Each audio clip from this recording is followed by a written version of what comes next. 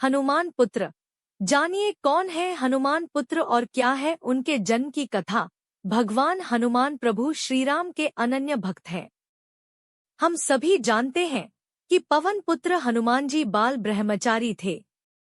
इसी वजह से उनका एक पुत्र होने की बात पर आश्चर्य होना स्वाभाविक है। हालांकि महर्षि वाल्मीकि के रामायण में बताया गया है कि भगवान हनुमान का एक पुत्र भी था। वाल्मीकि रामायण में इससे संबंधित एक प्रसंग का वर्णन भी मिलता है। आइए पढ़ते हैं उससे जुड़ी कथा के बारे में। जब पाताल लोक के असुरराज अहिरावण ने भाई रावण के कहने पर प्रभु राम और लक्ष्मण को बंदी बना लिया था, वह प्रभु राम और लक्ष्मण को पाताल लोक लेकर चला गया था। तब हनुमान जी प्रभु राम और लक्ष्मण को खोजते हुए पाताल लोक पहुंच गए।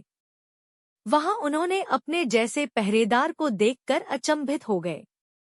हनुमान जी की तरह दिखाई देने वाले पहरे पर खड़े हुए मकरध्वज ने स्वयं को हनुमान का पुत्र बताया।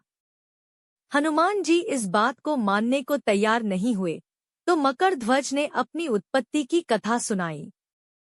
मकरध्वज ने हनुमान जी से बोला कि आप जब माता सीता की खोज में लंका पहुंचे, आपको मेघनाद द्वारा पकड़कर रावण के दरबार में प्रस्तुत किया गया। वहां पर रावण ने आपकी पूंछ में आग लगवा दी थी, जिसके बाद आप अपनी जलती पूंछ की आग बुझाने के लिए समुद्र तट पर पहुंचे। आग बुझाते हुए आपके पसीने की एक बूंद पानी में टपकी, जिसे एक बड़ी मछली ने पी लिया था। उसी एक बूंद की वजह से वह मछली गर्भवती हो गई। एक दिन पाताल के असुरराज अहिरावण के सेवकों ने खाने के लिए उस मछली को पकड़ लिया, लेकिन जब उसका पेट चीर रहे थे, तभी उसमें से वानर की आकृति का एक मनुष्य निकला, जो कि मैं था। सेवक बालक को अहिरावण के पास लेकर गए।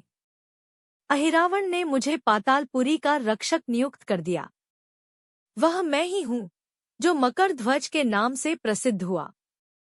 हनुमान जी ने अहिरावण का वध कर प्रभु श्रीराम और लक्ष्मण को मुक्त कराया।